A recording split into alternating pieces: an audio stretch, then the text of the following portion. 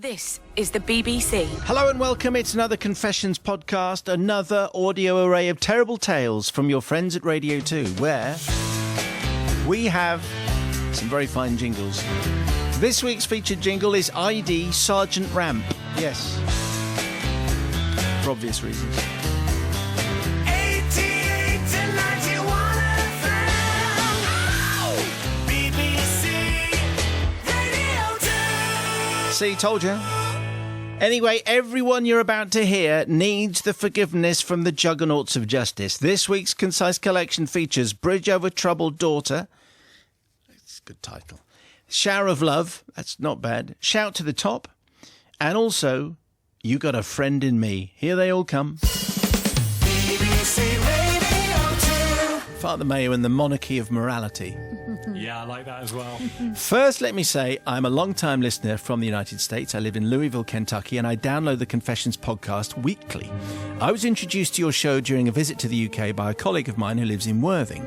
If you'll allow a shout-out, please say hi to my dear friend Cliff and tell him I said, "Fish, chips and mushy peas, man. I'm taking Whippets out for a walk." This is obviously very funny if you live in Louisville or Worthing. Hilarious. Yes. Yeah. I mean, Cracking up. We're laughing inside, Scott. It's that Kentucky sense of humour. Oh, yeah. Anyway. And so to my confession. About 7 years ago, I was out running with my wife, Therese, and her adorable 4-year-old daughter, Ava, who's my stepdaughter. As our errand running ran longer and longer, my stepdaughter was becoming more and more restless. Her tantrums were becoming louder and more out of control, and this was quickly wearing out her mum. Therefore, when we arrived at the post office, my wife instructed her daughter to go in with me so that she could have a few moments of peace and quiet. So with the wailing 4-year-old at my side, I crossed the parking lot and went in to send off my packages. Now, one thing you should know about our post offices here in the US is that they all use the wall space in some areas to feature photos of missing children. Ava was still in mid-meltdown when she caught a glimpse of these pictures, and as she wasn't reading yet, she dried up her tears just enough to ask me why they had pictures of children hanging on the wall.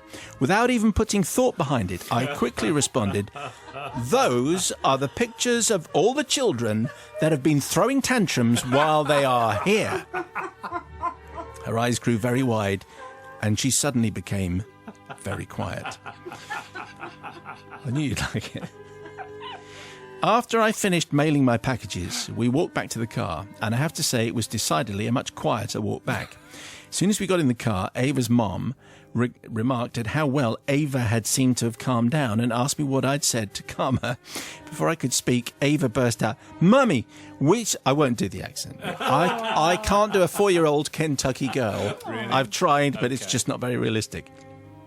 Mummy, we saw the posters on the wall of the children that threw tantrums in the post office and got their picture taken." Well, Therese's eye measured me just for a second, narrowing a little, and then she whispered to me, "That's genius, but you know you're going to hell." So we both smiled and got on with our day in relative peace. We knew that we were onto something here, and it wasn't long before we had cause to use the routine again. In large crowds, we threw additional elements in, like telling Ava that anyone wearing a red shirt was part of the Tantrum police, and had a camera on them looking for unruly little boys or girls. This worked perfectly, since we'd survey the crowd and pick out the colour of shirt that most people were wearing. If she'd forget that the Tantrum police were out there, we'd just remind her that someone with a camera or a correctly coloured shirt was standing just a few feet away. Reminded, she would immediately calm down. The most memorable time that we used this was in a restaurant. It was a weekend, it was the evening, the restaurant full of people, and we simply could not get her tantrum under control. "Do you want your picture taken and put on the bad kids poster?" we'd ask her. "No," she'd reply loudly and carry on through more tears. But no longer did the threat alone have the effect that it once did. We had to escalate it, which we could not do since we knew that obviously there was no such thing as the Tantrum police. What were we to do? I didn't want the fellow patrons to be disturbed any longer, so I told Ava, "Look, here they come. I can see the staff now. Yes, they are carrying a camera. They are actually aiming it this way. I believe that's it. They have just taken your picture. It has finally happened, Ava. Your picture has been taken. Next time we come in, your picture will probably be right on the bad kids poster."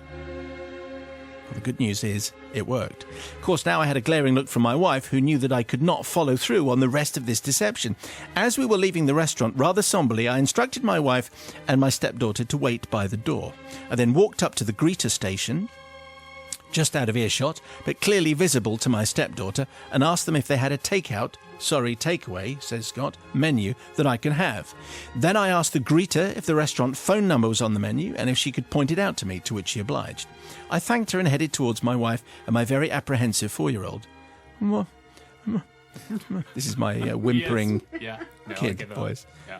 What was that about? She nervously asked. Are they going to put my picture up on the Bad Kids poster in the restaurant?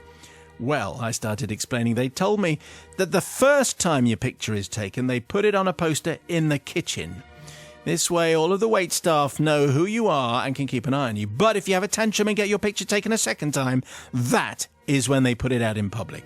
It says so right here on the policy. I said, pointing to the takeaway menu.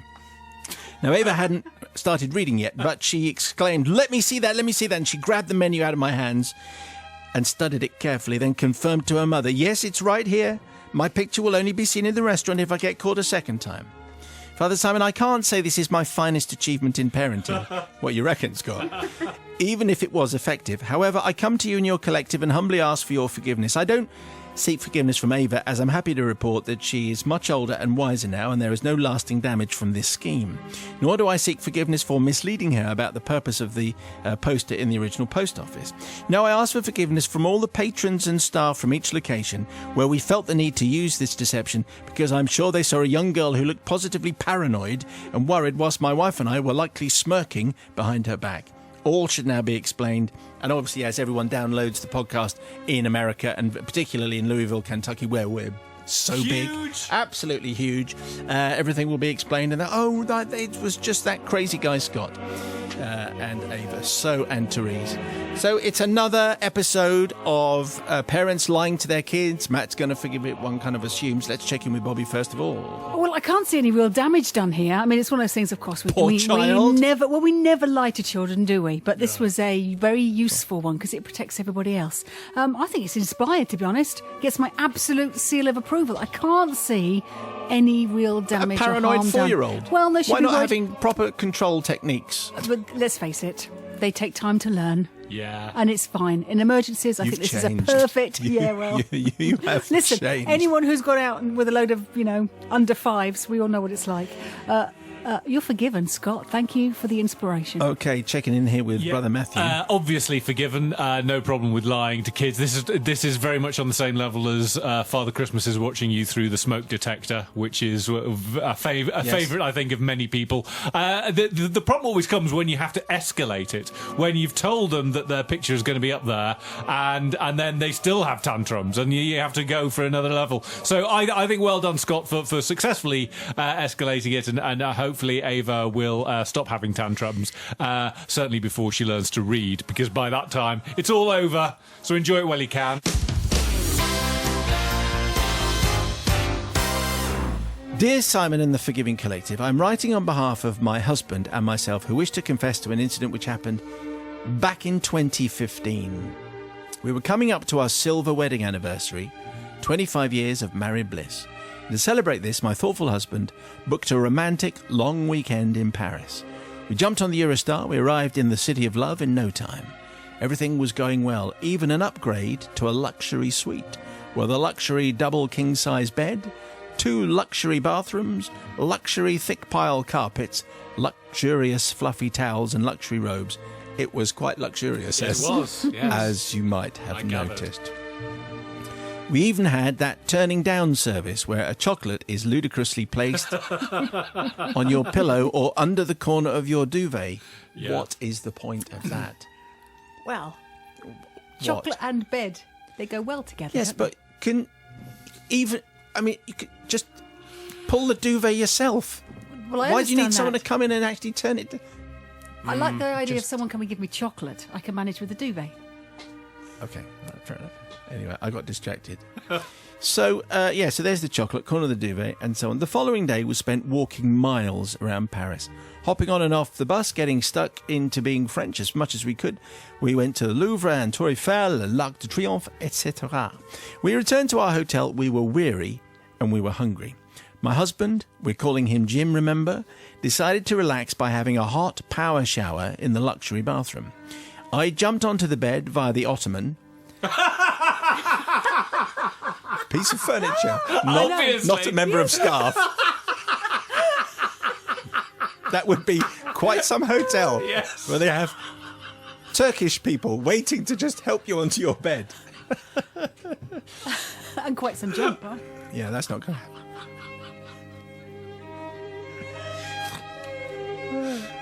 Well, if you pay the money, you get a free ottoman in there. Anyway, I jumped onto the bed via the ottoman. I'm only 5'2", and the bed was about 4 foot off the ground. I flicked through the TV channels, and would you believe it? Poldark was on. So this is a topical Poldark confession. Uh-huh. So I poured myself a large prosecco and settled down to watch Aidan Turner and the riveting plot. Obviously, 40 minutes later, my glass was empty. 40 minutes. So I jumped off the bed again via the ottoman, who was still there,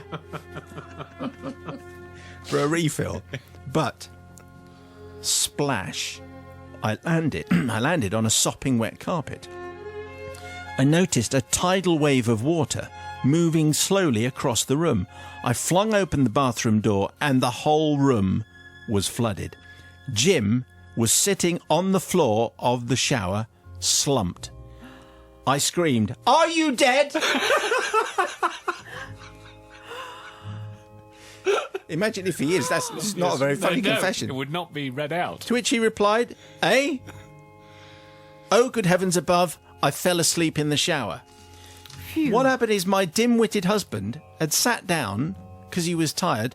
Who does this, says Barbara, in the shower with the shower on, inadvertently fallen asleep and unknowingly but firmly wedged his bottom into the plug hole of the fancy walk-in shower. Wow, that's quite a manoeuvre. You'd have thought the Ottoman might have been there to pull him out.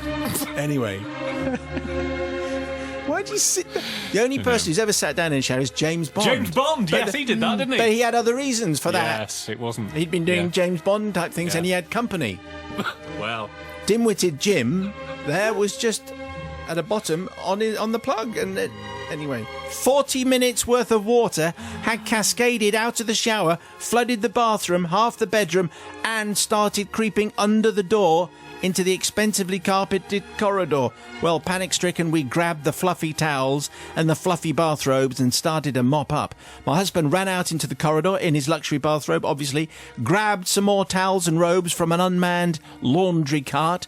We spent the next few hours mopping and wringing out, followed by 4 hours of hair drying the carpet, which was ended by a call from reception at 2 a.m. saying the neighbour's room was being kept up because of our noisy hair drying. By 3 a.m. we finally got to bed worried and exhausted. The next morning we put the Do Not Disturb sign on the door, turned the heating up to 30 degrees and opened the French windows, obviously, to help the carpet dry. However, we had 10 sopping wet towels to dispose of. Sneakily, I crept out of the room with Jim on lookout and swapped our wet towels for dry ones in the newly cleaned room opposite. We did this again on the floor above, but this could not continue. Panicking, Jim took the rest of the towels and dumped them in an unattended cleaner's cart and scarpered. Someone else was going to have to cop the blame for this one. Finally, we'd disposed of all the evidence, so we hastily checked out. That morning, we took a brisk walk up the Sacré-Cœur. We lit a candle for €2 and prayed that our guilty secret wouldn't be found out. Because that always works. Yeah. We would have gone on to the confessional, but that was an extortionate €6. €6? This confessing seems to be an expensive business. See, that's why we provide a service. It's all completely free. I didn't know they charged. Yeah. €6. Wow.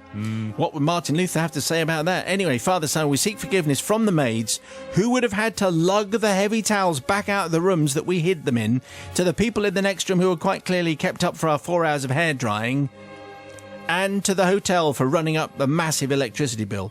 In our defence, I didn't know how to say, hello, my husband has blocked the plug hole with his bottom and flooded your hotel in French. And in our defence, the shower was very badly designed, otherwise it wouldn't have happened. Also, Jim reckons if I hadn't been distracted by Poldark and his scythe, This would never have happened. Well done. Yours, Barbara, and Jim, not our real names. Obviously. Dim-witted Jim, as he's described here, with the large bottom. Anyway, what do you say, Sister Bobby? Well, really, equally culpable, really. What about Jim's cheeks? Because you know those bath plugs or the plug hole. Well, if you get sucked into one of those, of course, that would be. I imagine he had the bruise on his cheek for quite some time. I think he'd passed out, hadn't he? And actually, Barbara, 40 minutes before you noticed. Yeah. 40 minutes before you noticed. How many Prosecco's? Thank you very much. Well done for the clean-up. And you did all that, so that makes sense. So that's good. That's a good thing. Did you really need to hide the towels? You could have surely rang reception and said, you know what, we've done this, we've cleaned up. Here's the towels. Can you go and wash and dry them? That's the only thing. But, you know, you did kind of clean up after you. And no one really got hurt, except for Jim's cheeks.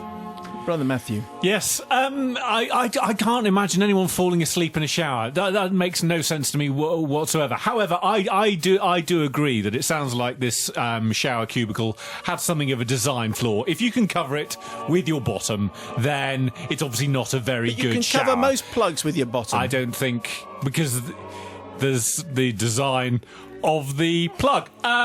So I'm a little confused, and also I think why don't you just tell reception? Tell reception. I'm really sorry. A little bit of an accident. We flooded the room. Why go through all this thing with the hairdryers? It doesn't make any sense. However, because of the design flaw by our Gallic cousins and their idiosyncratic ways with shower cubicles, I am going to forgive.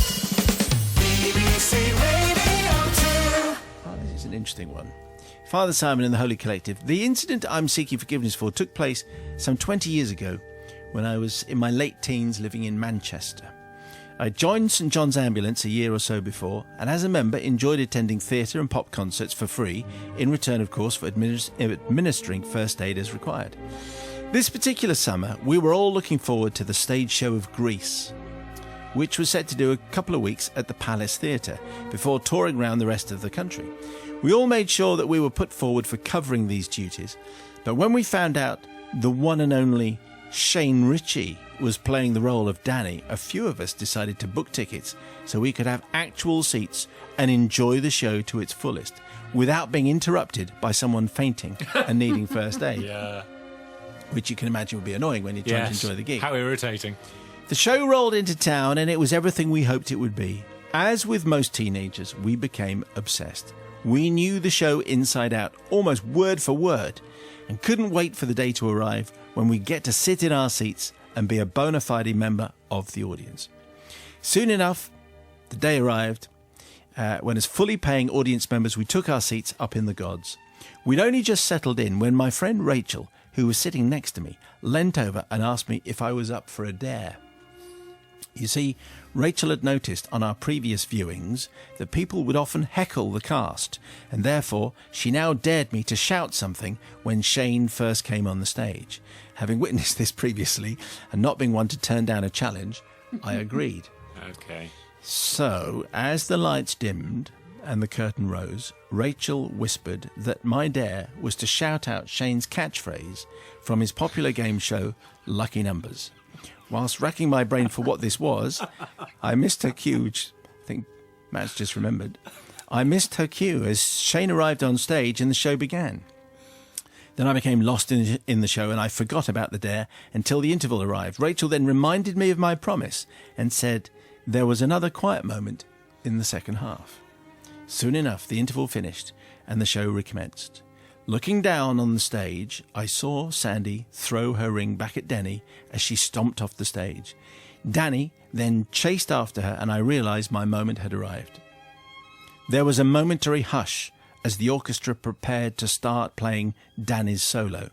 So I stood up, took a deep breath and at the top of my voice yelled, "Show me your balls!"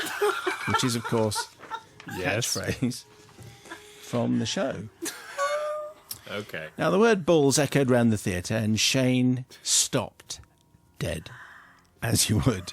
The orchestra ground to a halt and there was a complete and utter silence. Then, after what seemed like an eternity, It was probably just an hour or two. Shane burst out laughing along with the rest of the audience. The orchestra missed their cue and chaos ensued. Eventually, Shane left the stage to recompose himself before returning and eventually continuing with the show. For my part, I was mortified, having not expected my voice to carry quite so well, and I spent the rest of the show burning with embarrassment. On leaving the theatre, it was all anyone was asking about, and my friends thought it was hysterical. But I have felt nothing but shame ever since, especially as Shane himself referred to the incident some 6 months later as, quote, my most trying time on stage, close quotes, when he had a guest column in the Daily Mirror.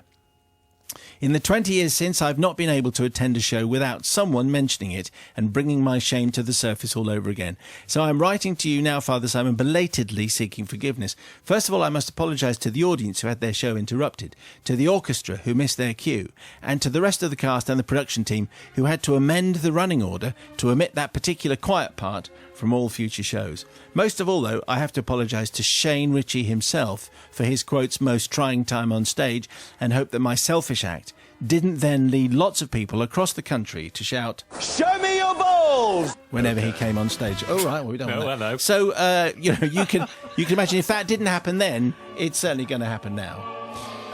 But Marie, thank you very much indeed. So, Sister Bobby, what are you saying? It's not panto, Marie. It's not panto. It's fine in panto, especially on the last night of panto. All sorts of shenanigans happen, as we all know. But this is a musical. And it has serious bits, so no. You can't shout out in the theatre. Well, if it's panto, it's different. Marie, but the great thing is you feel your own shame. You've really felt for this, so this is fine. I love the fact that Shane Ritchie referred to it. I wonder if actually we've mentioned it to Shane during an interview ever on the big show. It's worth remembering that one. So, Marie, because you feel your own shame and you definitely won't do it again, I'm going to forgive you this time. Yes, it is interesting. So panto is okay, and you imagine some of those jukebox musicals. It might be all right if you get excited and shout something out. Maybe the thing is that's a really poignant moment, and you took the energy away from it. It's really sad. She, stormed off. I don't want to see you anymore, and kind of ruined the moment. Really. What, like playing the wrong Yeah. music? Imagine that kind of thing. Imagine how that would happen. I didn't know. So that's a really big poignant moment, is it? And completely the wrong time to do the shouting. This is all right. They get together in the end. Do they? Yeah, they're all right. Spoiler. Now, what's the point of me watching it? Well, it's all the songs.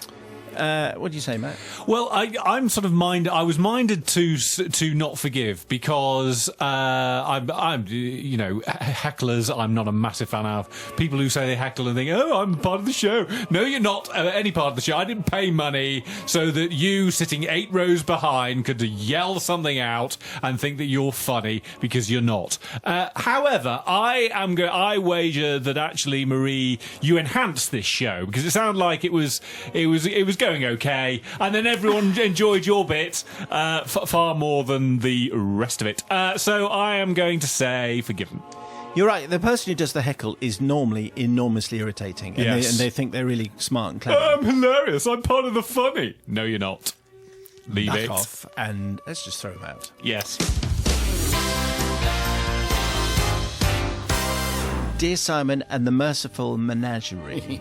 Once upon a time, there was a handsome, blonde-haired little boy called John.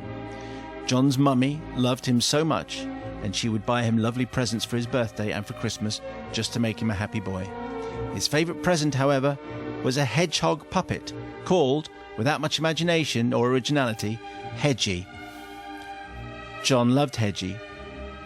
We like to think that maybe, in his own po-faced, prickly way, Hedgie loved John too. Hedgie slept in John's little bed. They played games together, went to cub camp and on holiday together. And John told Hedgie all his secrets.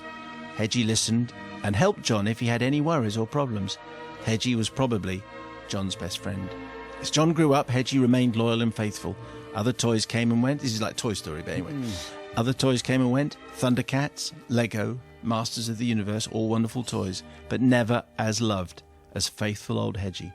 Eventually, as happens, John grew out of toys and became more interested in human companions, especially ladies. Ladies. But still Hedgie was there for John, sitting on his pillow, waiting patiently for his best friend to roll home, sometimes the worse for wear, waiting to hear all John's latest adventures and escapades, never judging and always ready with a sympathetic ear and slightly lopsided grin.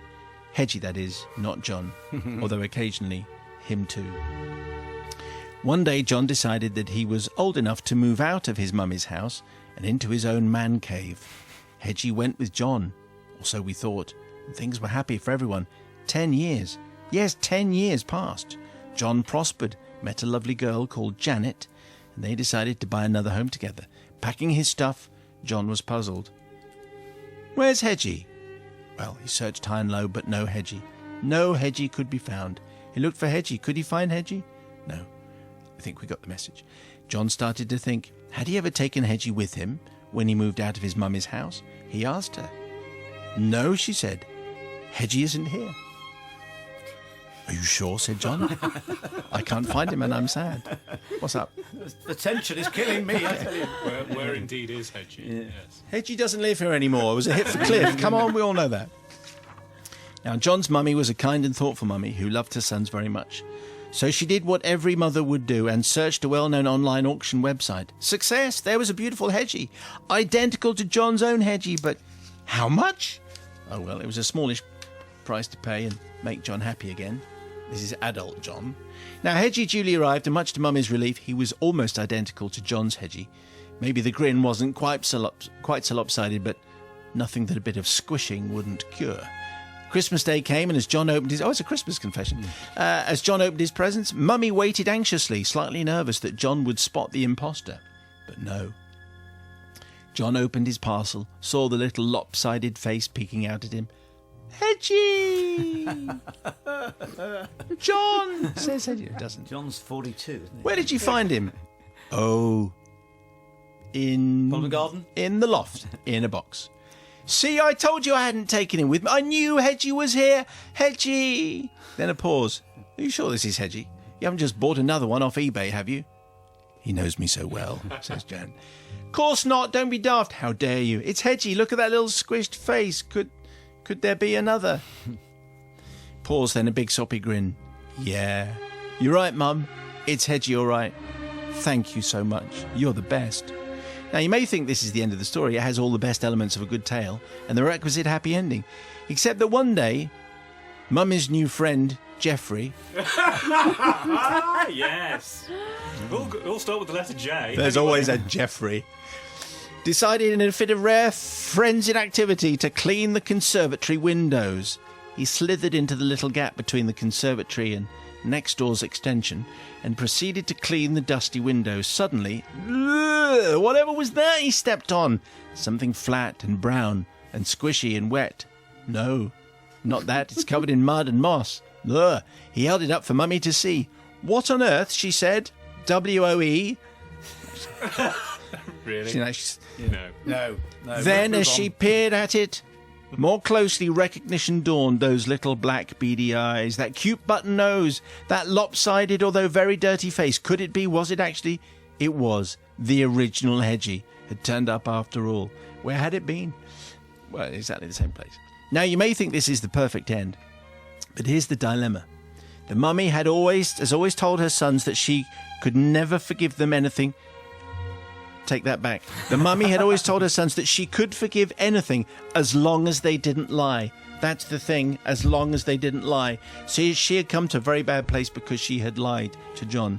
So the thing is, should she now come clean and say, "You know that Hedgie that you unwrapped at the age of 42? Yes, I did. I bought it. It's not your original." And for this, Mummy, she is truly sorry and she seeks your forgiveness, Father Simon. What a terrible example for a mother to set her son, but she needs some advice. Well, really? I think your son should have run out of it, really. I mean, we all like a security blanket every now and again, or a security toy or something that makes the world feel better, but really, sometimes it's time to move on. Hard-bitten Bobby Pryor, what do you think there? It's never time to move on. You can keep whatever you like from your childhood. It's not, as long as there's not hundreds of them and you can still get into bed. I think that's the thing. The other thing about this is, Jan, you don't need forgiveness. What you should do is stick it in the washing machine, if it will survive a washing machine, and then present it and say, look... Because he really knows that's not the real Hedgie. You just know, and he knows. So what he did is appreciate what you did and played along. So I think what you should do is go and give it to him and said, look, I did this for you. Because you did such a nice thing to try and give him back his present. And now he's got two. So he's got one for each hand. Win-win. Novice. Jan got me when she mentioned Hedgie, because we still have a Hedgie. Do you? And Hedgie, every time 10-year-old Barden Jr. goes out the door to school, he leaves Hedgie at the bottom of the stairs Yours by a the Hedgie? window. He's called Hedgie? Yes, he's called Hedgie. And he looks out, and when Harry comes back, Harry Hedgehog, when Harry comes back from school, he picks up Hedgie in there. And we thought we'd lost Hedgie for a little while, so we didn't buy a stunt double, but we bought a little one who was known as Hedgelet. But then Hedgie turned up. So we have Hedgie and Hedgie. We also have a llama and a dogger, and we have a rabbit. But they're for the other two boys who are older. And when your boys are out, do they move and talk, these animals? They do when they're Like, playing for with me, real? yes. Yeah. Yes, of course, 'cause I play with them all the time. But Hedgie is it's our house is because there's a hedgehog called Hedgie. So it was a little white lie, but it was a one with prickles on. So you're absolutely forgiven, Jan. Brother Matthew. I have to say, my money was on Janet having chucked Hedgie in the bin. I reckon it was Jeffrey. I think Jeffrey was jealous. Yeah, I think that's exactly what. But it turns out it wasn't. Turns out I think it was still probably Janet has decided I'm not having my husband consorting with some hedgehog, so I am going to throw him behind the conservatory. And it almost worked if it weren't for Jeffrey and his meddling and his cleaning. So I am going to forgive for all those reasons. For those reasons. BBC Radio 2. And they were this week's confessions. You probably didn't forgive anybody. If you have one, maybe provoked and uncovered by one of those, on the email, please, confessions@bbc.co.uk. And if you missed any of our shows this week, you can download them to your smartphone, tablet from the BBC iPlayer Radio app. And on Monday, David Hepworth came in to talk about his new book, Uncommon People, and to tell us about that time he saw Bob Marley live, the greatest gig of all time, in his opinion. Tuesday was another Tunes Day. Isleys, George Michael, and the full 8 minutes and 49 seconds of Meatloaf crying out loud. There was also some discussion about Vietnamese dong in the homework answers. Anyway. Wednesday, historian and author Ben McIntyre was talking about his history of the SAS and the brave and slightly eccentric men, or extremely eccentric men, occasionally idiotic men who helped found one of the world's most famous fighting forces. Foodie Thursday, Nigel whipped up an elderflower and custard tart with poached gooseberries. And if you made it to the end of last week's podcast, you had to tweet, 78-year-old scrum half, in that tone of voice, thanks to Adam and Joanne and Sarah, possibly Sarah, you can't tell, very fussy, Scott and Barbie, and many, many more who did just that. So this week's code phrase is, how many Vietnamese dong to the pound? In that tone of voice and with a question mark. Punctuation, very important, I think. ID Blue Sky Ramp to play us out. 1, 2, 3, 4. 88 to 91 FM. Another podcast next week.